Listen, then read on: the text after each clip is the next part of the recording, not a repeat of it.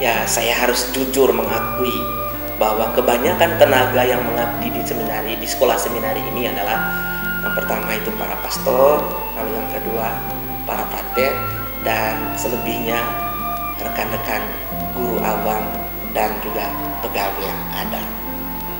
Ada yang berlatar belakang pendidikan spesifik, ada juga yang berlatar belakang pendidikan filsafat agama. Ya. Tapi satu hal yang saya perlu tekankan di sini menyangkut personalia ini, meskipun kebanyakan pastor dan frater, nomor satu keunggulan mereka itu adalah dedikasi. Mereka punya hati untuk seminari ini.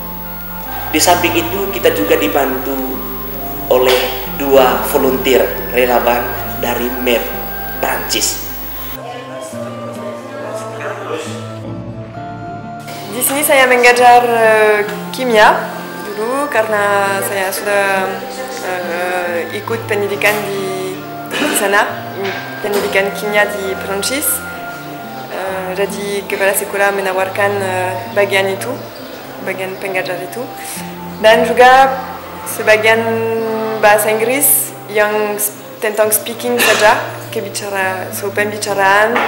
Saya kami coba membuat mereka main-main di depan kelas dalam bahasa Inggris supaya mereka tidak coba bertemu dengan orang asing dan tidak malu bicara dalam bahasa asing begini, bahasa Inggris. Mereka sudah pintar dalam bahasa Inggris. Kami datang di sini untuk mengajar sedikit yang kami tahu dan juga untuk saling ketemu masyarakat Papua, main dengan anak-anak dan hanya jadi senang di sini.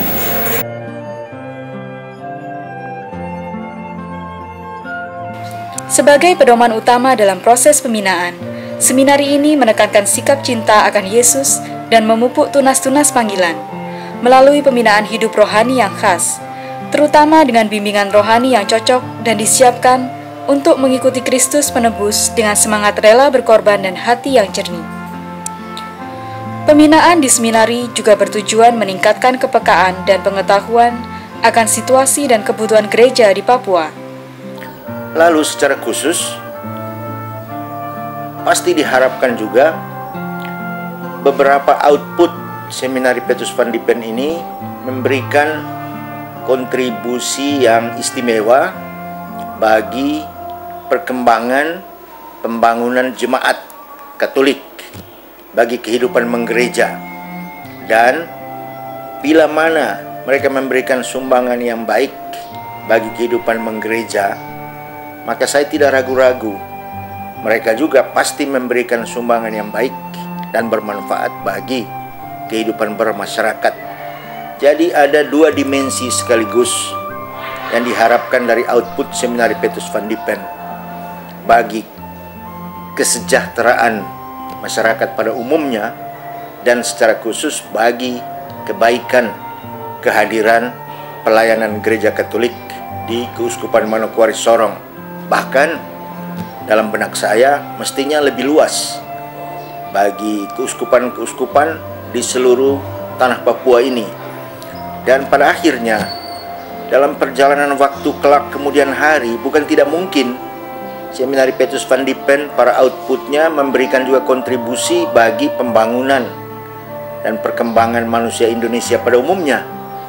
Karena kita tidak memimpikan Papua untuk Papua saja, tapi Papua untuk keseluruhan warga bangsa ini, bahkan Papua untuk keseluruhan warga dunia.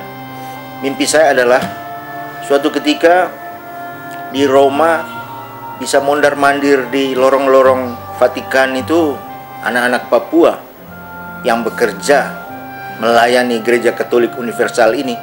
Seminari Petrus Van Diepen sebagai seminari tetap berpegang teguh pada asas-asas pendirian seminari dengan 3 pilar dasar: sanktitas berkaitan dengan kehidupan rohani, sanitas berkaitan dengan kesehatan fisik dan kesehatan mental, Dan yang ketiga, siensia, berkaitan dengan kehidupan intelektual.